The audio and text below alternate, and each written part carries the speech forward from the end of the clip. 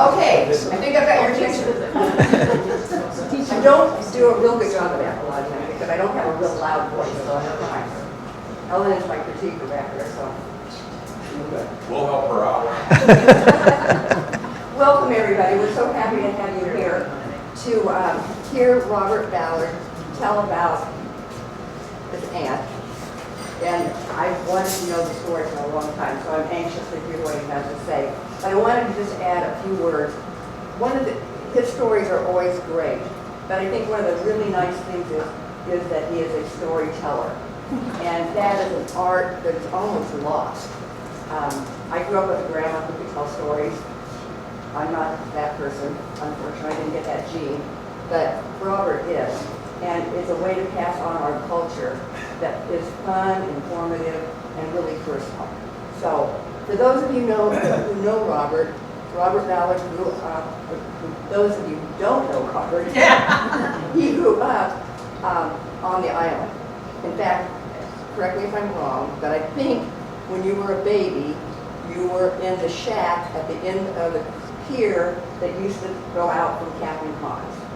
So, he goes back a long way, and he has some remarkable stories. Long way. All right, enough out of you. So we're bringing this to you to help two things. Friends of the library and also our library itself. We want to make the library a cultural center where people want to come, learn things, and participate in our community even more than we do. So thank you, Robert, for doing this. And without further ado, Robert.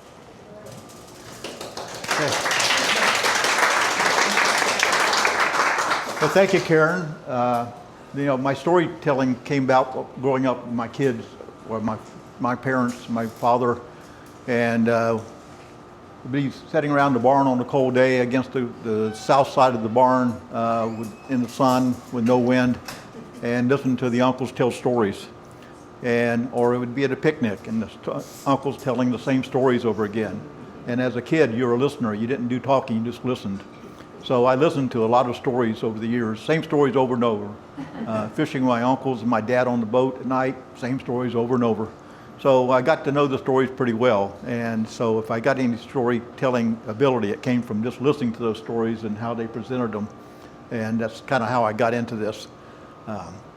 But as far as my background goes, just to let you know, if people don't know me, I'll talk about my history on the island. My great-great uncle and great-great aunt got property on Cayo Costa in 1888. So that's how far we go back on the Pine Island Sound area, 1888. Now my parents, my mother and grandparents came here to Pine Island area in 1927. And then they came over to Boquilla in 1942 from Cayo Costa. The lady we're going to talk about today is our Aunt Nellie, my mother's third sister. And a lot of you people who've been on the island for a while knew Aunt Nellie. Those of you who don't, you're going to learn a lot about her and why she's kind of a legend around this area. If you're involved with the Historical Society next door, she was a founding member of that and contributed a lot of stuff that's in that museum right now. And we continue to contribute stuff to the museum as I go through the stuff that I have. But this is a story about Aunt Nellie. So she was born in 1918 over in a place called Grove City. If you don't know where Grove City is, it's just north of the bridge going across to Gasparilla Island. Her parents were George and Oreo Spearing. They were married in Gasparilla Island in 1913. She was born in Grove City at her grandfather's place. That's where they were living at that time. So she was living, they were living in Grove City across the bay. It's on Lemon Bay, as you don't know. In 1920, they left Grove City and went up to Cedar Key. And my grandfather was a machinist with the Eagle pencil company. If you know anything about Cedar Key, it is, back in those days, all the cedar trees, it was a pencil factory, big operation back in those days, and he was a machinist for the company there. Now, she grew up around that area, and she's always told a story about being a young child when this incident called the Rosewood Massacre happened. They lived very close to that. She could hear the screaming and stuff, she said, and she played with the kids from that area, being on the lower socio scale of the area. They lived next door to them, kind of, and so it was a frightening experience for her, but she remembers that massacre going on, and the aftermath was pretty bad. While she was in Cedar Key, she was the third child. She was the second daughter. And while they're in Cedar Key, she had two brothers born. And this here's Uncle Albert. He was the next one born in 1922. And then our family, you'll get to know nicknames. And her brother Julian, which we refer to as Timer, because he walked like an old man, and they called him Timer. He was born about 1924 in Cedar Key. So this is Aunt Nellie on the left there, and Uncle Albert on the right, and my grandmother in the background. So in 27, they moved back to Gasparilla Island for a short time before they moved to Cayo Costa. And in Cayo Costa, they moved, if you were at Cabbage Key, if you look directly west, right in, just behind Platt's Point there on Cayo Costa is where they moved to. And they, of course, living on Cayo Costa back in those days, there was no 7-Eleven down the street. It still isn't. Wasn't a few miles those days. Everything came by run boat from Punta Gorda down to the Ponta Blanca fish house. And so you either got your supplies on the every other day trip down, you had to put your order in and wait for it to come back up, or whatever you could grow as far as, I'm in trouble now. This young lady is my niece. Hi. She'll probably say it's a lie anytime, so no. So whatever they could grow on the island, which wasn't a whole lot because it wasn't a good farmland, so they would grow some vegetables and stuff, but they lived mostly off the water, whether you could eat the fish you could catch, the turtles, the oysters, the clams, shrimp, and then probably don't get too nervous now, but we used to eat what they call white ibis. We called them curlew. That was a staple. And gopher tortoise was a Sunday dinner. And all my family talked about how, I never had one myself, but they always talked about how great it was. Gopher and dumplings or something like that for Sunday dinner. Yeah. So that's kind of the living situation over in Cayo Costa back in the 20s and 30s, 40s that they grew up in.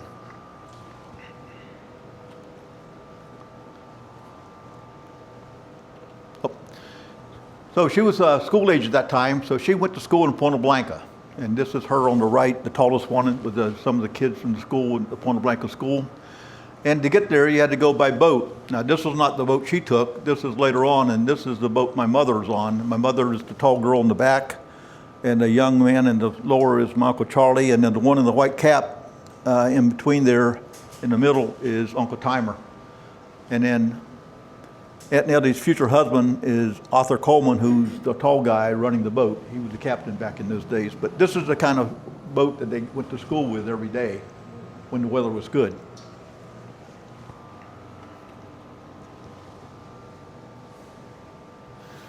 So the fish house at Ponta Blanca is where you brought your fish to sell. The run boat would come down every other day. They'd bring ice down with supplies, whatever you ordered, they'd come down. All the way down to Sanibel, come around next day and come back up and pick up the fish that you had dropped off, put it on the ice and carry them back.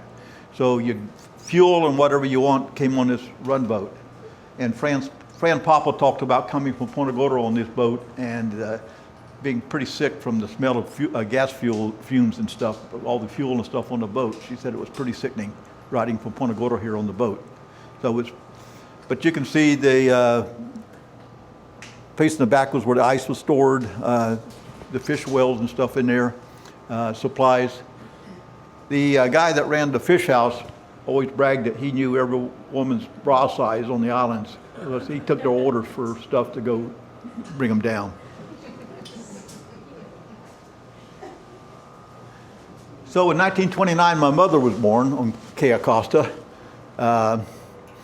She was the third daughter, and then after her, 2 other boys were born. Now, my grandmother had 8 kids, all at home, all in primitive situations. She had more, she had a couple of miscarriages, but pretty much everything was at home. My dad's mother, same way, she had 9 kids, all at home, home births, some of them here in Bokeelia. If you want to know where this is, you can see the point over the net spreads there. That's Platts Point, and behind that is Cabbage Key. So that gives you kind of a relationship of where it is.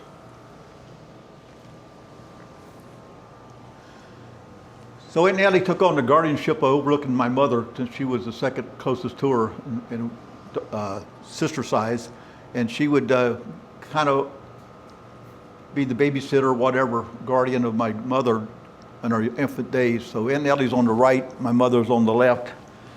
That thing continued all the way through their life. Even when they're 80 years old, she was still the guardian of my mother, and that was quite a situation to listen to, the 2 of them. But that happened.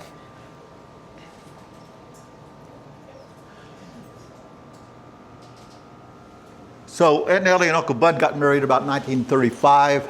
And their closest neighbors were my Uncle Bob, who lived right down the island from them to the south.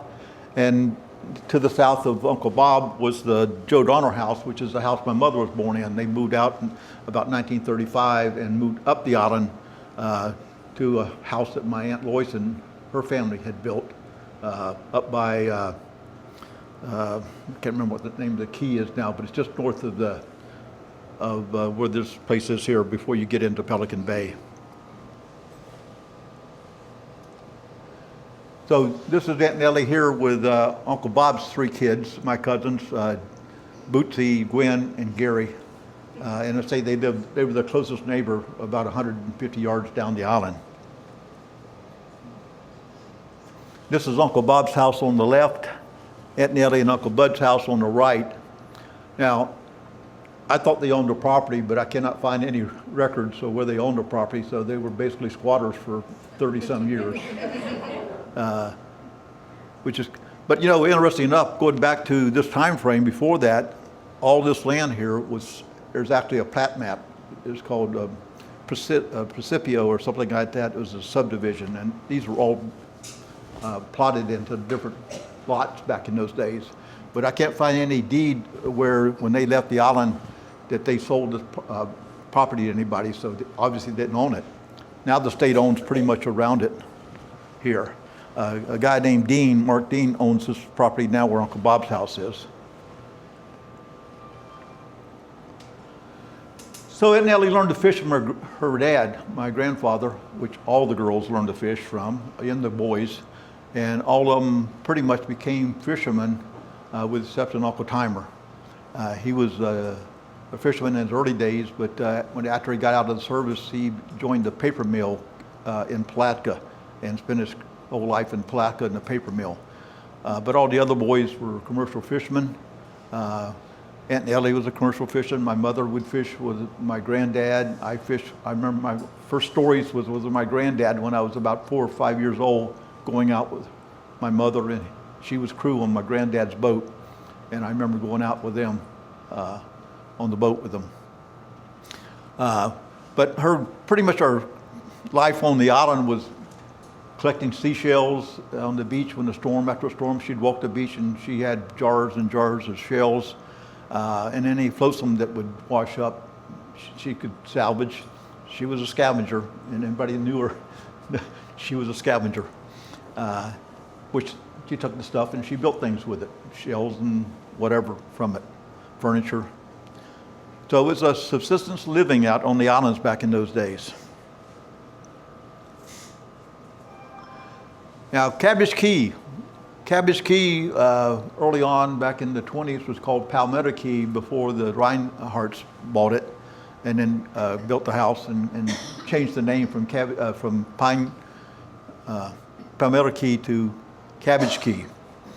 And when the Stoltz bought the property in the early 1940s, they came from Chicago. And they were living in Sarasota, and they saw this ad for this island and came up and saw it and said, oh, it's a beautiful place, why don't we buy it? So they bought it. And then they decided, how are we going to live here? And so thank God, Aunt Nellie and Uncle Bud just lived around the corner from them, and they took them under their wing and taught them how to run the boat, where the shoals were, how to live off the island, how to order the stuff from the run boat and stuff, and became really close friends with them. And also worked for them when they turned it into an artist colony, so to speak. When they had guests down in the winter time, Aunt Nellie would be a housekeeper and cook for the people coming down. And Uncle Bud would become, there's Aunt Nellie doing her housekeeping and cooking on the island. You can see the water tower in the back. And then Uncle Bud was a guide fisherman for the people that came down, and he took people out. And this young lady caught this nice tarpon with him. But that was kind of pretty much what they did. They either fished when they had to fish or worked at Cabbage Key. And also Uzeppa. They spent time working on Uzeppa too. So she taught the Stoltz kids how to fish. That was one of the things she was mothering the kids too, and taught them how to fish and everything. And the kids became very attached to her. What you see is Taylor on the upper side, Peter is sitting on the side, and Debbie, you can just see her on the bottom. But Aunt Nellie was teaching them the fishing trade. And Larry Stoltz, while she was on the island, taught her how to paint. So this is one of the, there's a series of 3 of these pictures that she did of the camp houses down on Captiva Rocks. And we have the 3 of them that she did on whatever she could find that floated up. So this is on a piece of a board that she found, that she painted this scene. So there's 3 different variations of this scene that she did of the camp houses.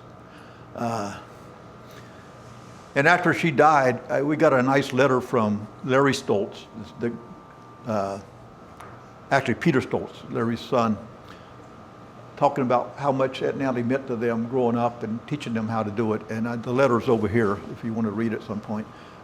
Beautiful letter about her and what they meant to the family.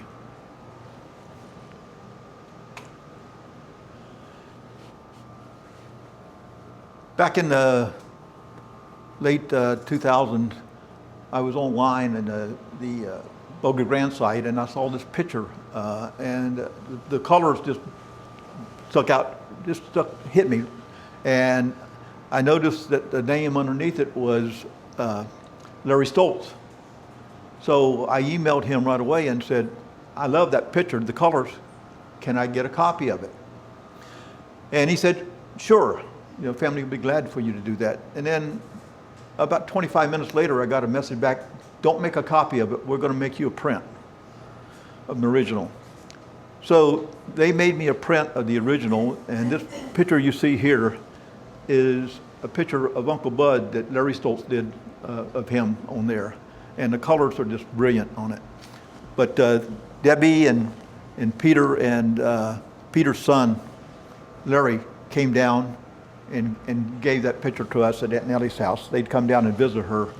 And so they came down and gave me that picture, which we have hanging in Uncle Bud's bedroom. Uncle Buddy, in 1914, they gave you that picture? I'm sorry? In 1914, they gave you that picture? I told you she was going to be trouble. I'm just thinking, that's something your sister would get. So while she was on the island, she did a lot of little crafty things, and one of the things she did was one year she made these monkeys for all of the cousins and stuff, and my sister and I got these little monkeys that she made out of socks, She was always making some kind of crafts, dolls or stuffed animals for nieces and nephews and stuff. And some of us look in horror when we got something. But otherwise, we got a lot of stuff. We got chickens one year for Easter. She gave me and my sister little biddies, colored, of course, for Thanksgiving. And they grew up to be Benny roosters, a Benny rooster and hen, which wound up having a bunch of little ones. And they followed my sister around from the barn all the way to the house. They'd follow my sister around. The rooster was a little cocky, so to speak. And the doctor that owned the ranch came out one day hunting, and he was walking through the barn, and he had his hunting cap on, and he had a bald head. He pulled the hunting cap off. The rooster flew out the loft and hit him in the head with spurs. Got him. And then my mother was out in the cribs one day, and the rooster attacked her, and she picked up a 2x4, and he was supper the next day. That ended that. But she was always giving us something. The other year, she gave us rabbits. We had rabbits for Easter. And my dad had a deerskin rug that he had killed a deer and in his bedroom. And my sister let the rabbits out in the house and came into the bedroom, and all the hair was eaten off the rug. So the rabbits became stew too.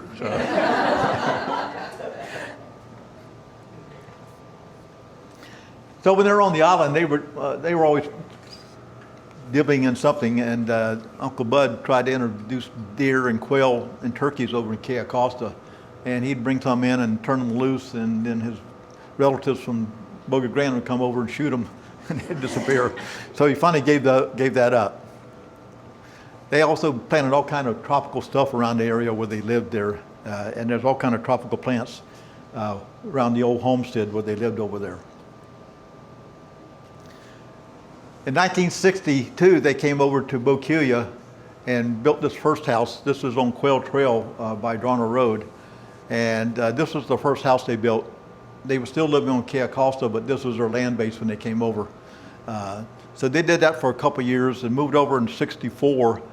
And then after a couple years there, they decided they needed a place on the water, easier for their boats.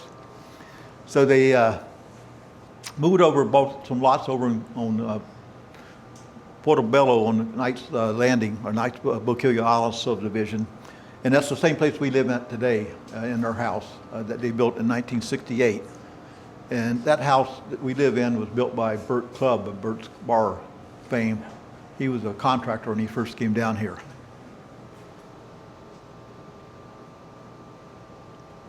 So this is our brand new kitchen. So it's about 10 steps up from living on the place over in Cayo Costa, which we had no running water.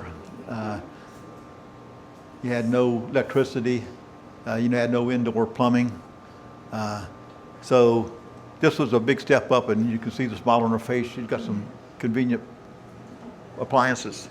But one of the things they did, they had a nice air conditioning put in this house when they got in there, and it set a little wall unit next to the door coming in. And they ran it for 1 month and got the bill and never used it again because it was so expensive. I mean, if you live on the island, you didn't have electricity, and you get a $20, $15 electric bill, that's sky high. And the other thing we learned too is when we started tearing the house apart after Hurricane Charlie, there was this closet by the bathroom, little closet, and we opened it up, and there's all kind of copper pipes in there. What's this all about?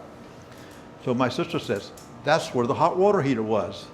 But she got the bill for the hot water heater, and that went. So, pretty frugal.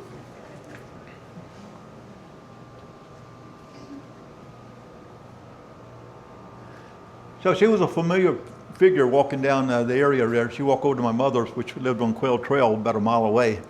And she come walking around, and she always carried her shoes in her hand. And my sister-in-law was there one day, and Aunt Nellie came walking up to my mother's and with her shoes in her hand, and my sister-in-law says, Aunt Nellie, doesn't your feet hurt? She says, only when I wear my shoes.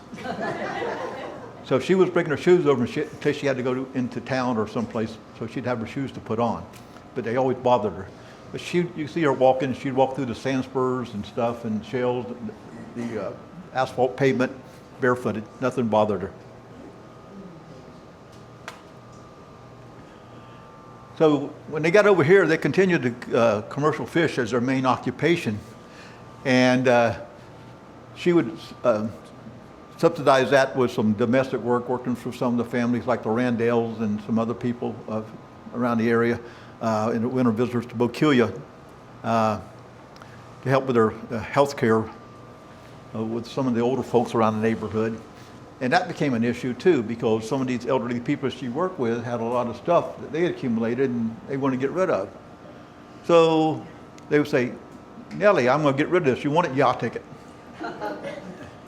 So that turned out to be a nightmare for Ellen and I after Hurricane Charlie hit, because at that point, she had collected so much stuff in that house that there was a path from the front door to the kitchen and then to the bathroom. Not to the bedrooms. You couldn't get in the bedrooms. 2 bedrooms, and you could open the door, but you couldn't get in. It was stuff this high that she'd gathered. And I mean, anything from books to mink stoles to wool suits, which go really big down here. Anything, just tremendous amount of stuff. So she couldn't get rid of turning loose anything. If somebody's going to give her something, she'd take it. The other little quirky thing about her is we would go to some of these tropical nurseries and stuff, and it says, please don't pick any of the flower stuff. Seeds and stuff in her pocket. She was collecting for future growth. Any shirt she had should have space so a pocket. Or Yeah, yeah.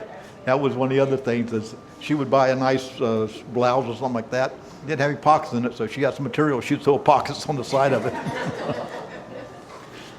She was a fashion designer. So look what a typical fishing ticket looked like when she went fishing. So this is from 1968, and one day she caught 260 pounds of trout at 25 cents a pound, which was $65. That was a big day back then. And then another day, which was more typical, in 68, she only had 97 pounds of bottom fish, which is usually sheep's head, and 6 pounds of trout. She was famous for catching sheep's head. And if you know anything about sheep's head, they're spiny. And they're bad enough when you catch them on hook and line, but catch them in a net, they tangle up really terrible. And my Uncle Bud used to swear at her for always striking a bunch of sheep's head and have a couple 100 pounds and have to clear them out of the net because they tangle up real bad. So, on the other hand, Uncle Bud was famous for striking catfish. And if there's anything worse than sheep's head, it's catfish. And catfish make a mess. Not only are they bad on your fingers if you get one stuck in you, but they also just tangle up the net terrible. So here's Uncle Bud with cousins helping him clear his catfish catch. You can see the pile of them. He was thinking he was striking trout, and he struck catfish instead.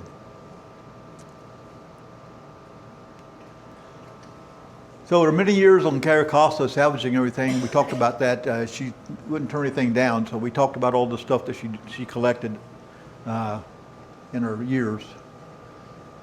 And she continued to commercial fish even after Uncle Bud died for a while, but most of the time she was doing domestic housekeeping for people around the area and stuff to support her income.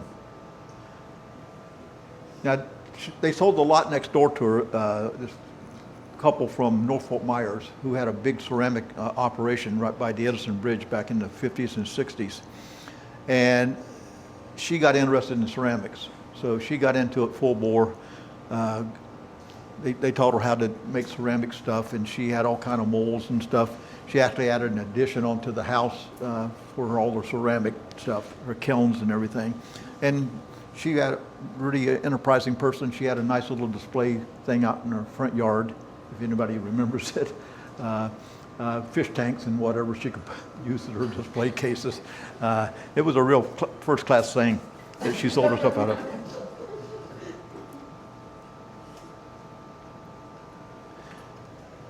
But her history of the islands and stuff, she became very popular, and particularly whenever they created the Museum of the Islands.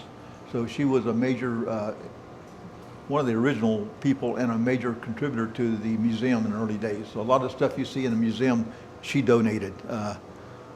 The dolls, the insulators from the telegraph people, stuff.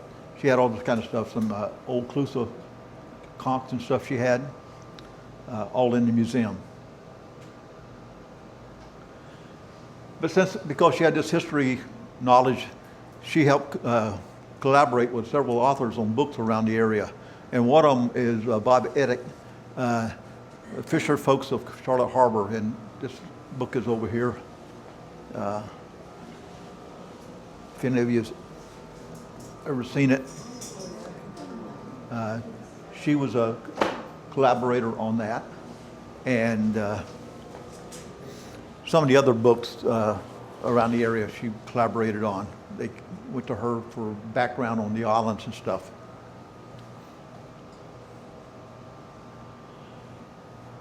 She also had a real passion for reading, living over there with no TV and stuff on the island for many years.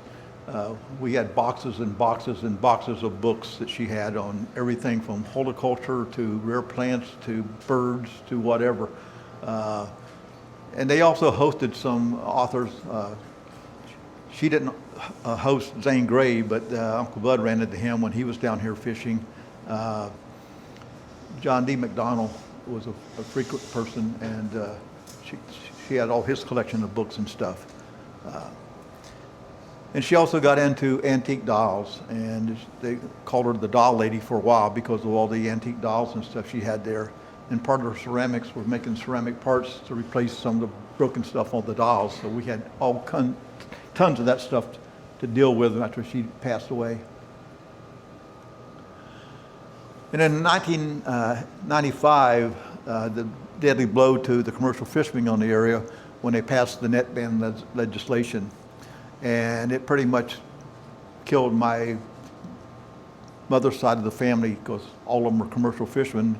This is a picture of my Uncle Jack turning his nets in. He couldn't take it. He did it all his life. He left and went to Georgia. My cousin Gary, which is the fourth generation, he left and went to Georgia. He just couldn't stand it. So it was a deadly blow to the commercial fishing. And this here kind of summarizes what their feelings were. This is on the fish house door. No fish, no money, no drugs, no women, no fun, no nets.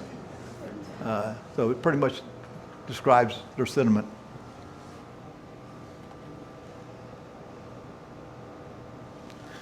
So in 2004, of course, Hurricane Charlie came through and did some damage to the house that Nellie was living in. And she had to move out. FEMA wouldn't let her in there because of the water got into the house and into all the stuff, and mold was an issue. So we spent the next 7 months just cleaning the house out. And I mean, we had piles of stuff bigger in this room out in the road for days, for weeks and weeks and weeks to get it out. So she moved in with my mother because my dad died in 1999, and she moved in with my mother over in Quail Trail. And again, she was still guardian of my mother. Interesting times.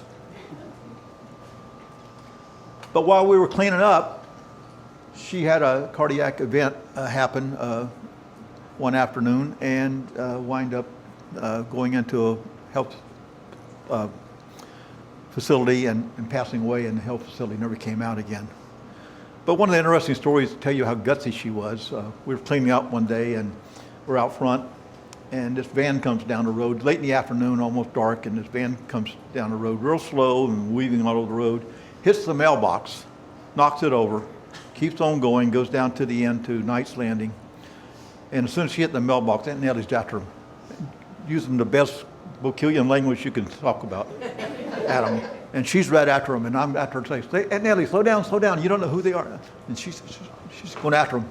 So they park and come back out, and she meets them in the road, and she after him about knocking her mailbox. We didn't do it. So they staggered her down to a party at a house, a couple houses down, and she was going after him. I said, we'll just call the sheriff. So we called the sheriff and came out, and the sheriff told him what happened. I said, the van's parked behind, it hid the van, so we parked behind it. It's got paint all over the side of the mailbox and the scrapes down the side. So it's obvious they did it. So the sheriff went and had a conversation with the guys, and we didn't do it. And he says, sorry, but the evidence is all over your van and all over the mailbox. So he asked me what we wanted to do, and I said, pay for the mailbox. That's all we want, pay for the mailbox. So he said, how much is it? And I said, I don't know, $50. So he says, the guy, you either pay $50 or go to jail. So the guy, I don't have $50. Well, they collected $50 in the group, and we got the mailbox put up. It only cost $25, so I run the guy down and gave him this $25 back that he didn't. And he says, what do you give me $25 back? I said, it only cost $25. That's all we asked for to pay for the mailbox. But that was her. She was going after this guy, and she was using the best Bokelia language that she could come out of her mouth. So anybody that's on the island remembers her. They remember her for gifting to the Museum of the Islands. And of course, any friends remember her as loyal and kind. And as a family, we always remember her as Aunt Nudie. That's who she was. So that's pretty much the legend of this woman. Her husband's another story. And this green book up here is a good interview of him in this book here called Tales of Pine Island. And Uncle Bud's got a good story in here about his life, and he was a character in itself. So he's another one of the characters. And one of these days, I'll put together a presentation of some of the characters of Bokelia early days, because there's a lot of them. And some of these are some of them. But anyway, that's Aunt Nellie. I hope I didn't bore you, but my wife says, wind me up and let me go. So.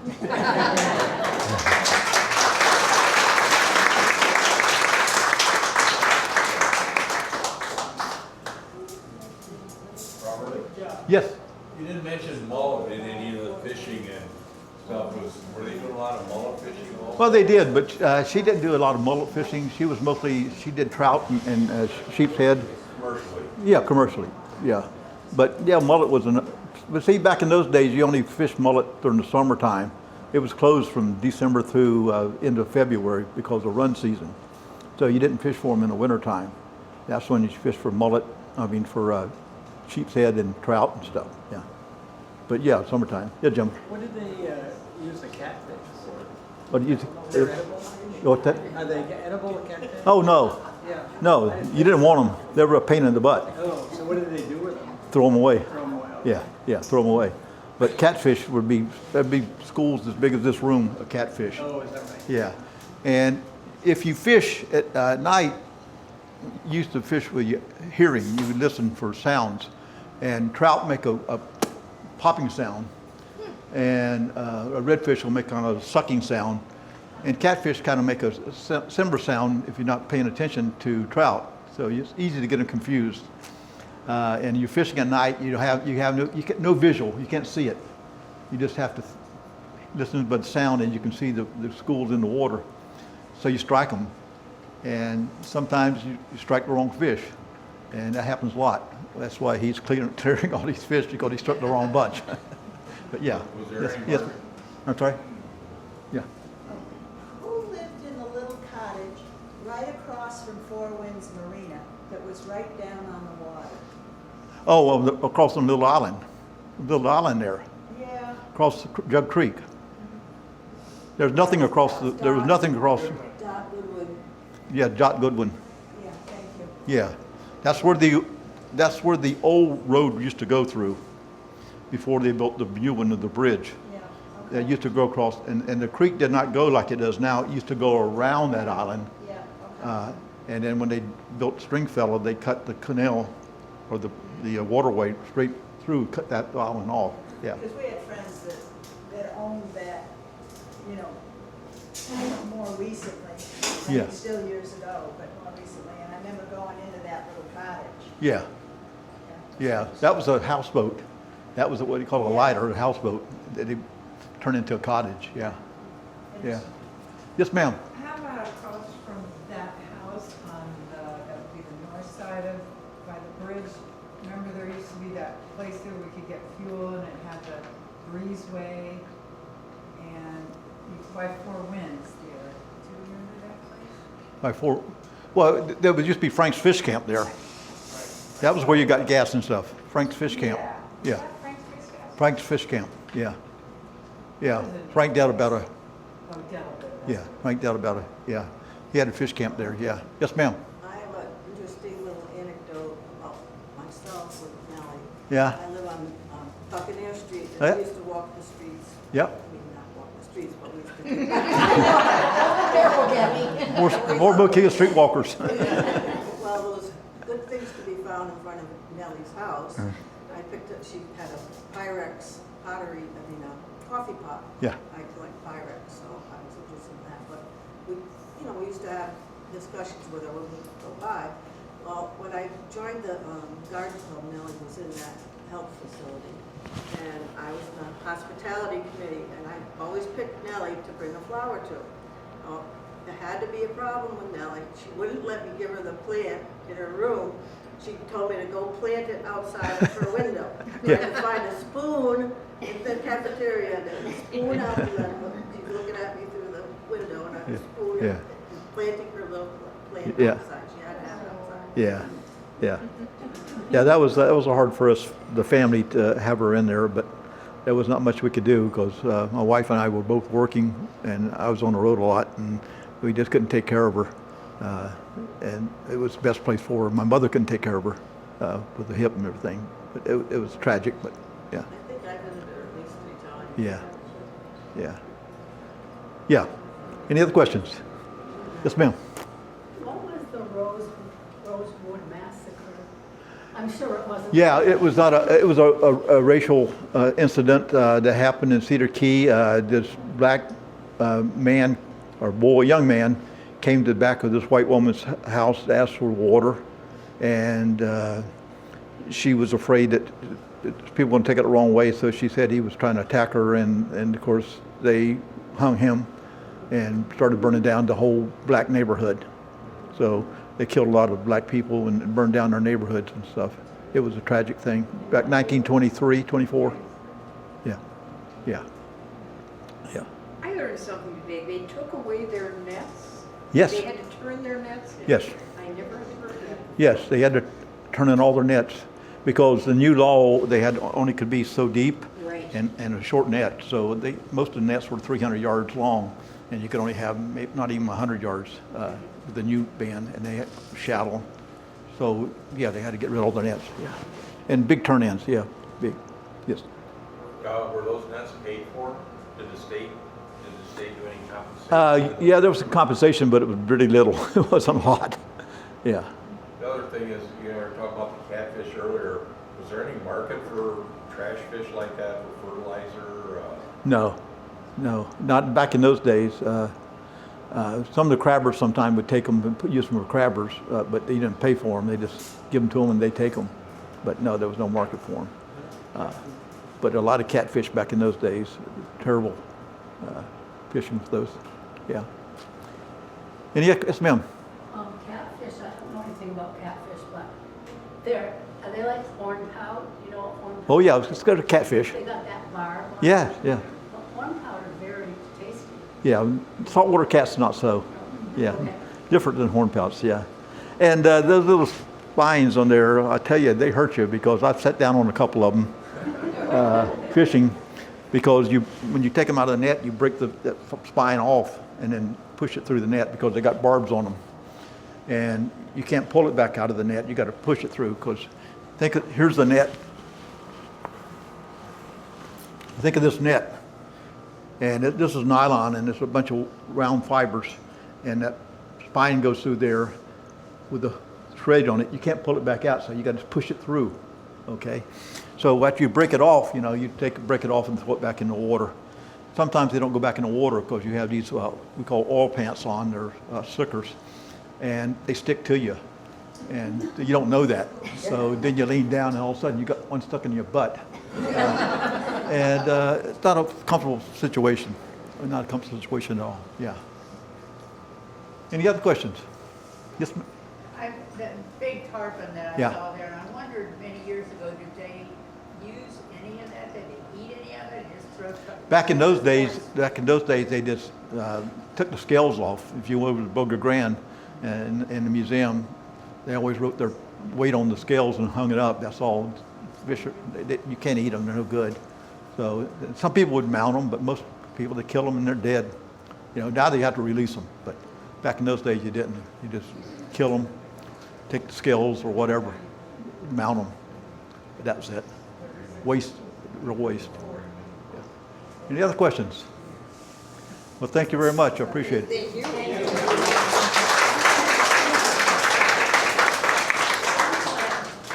Add one thing, Karen, you were asking about the nets.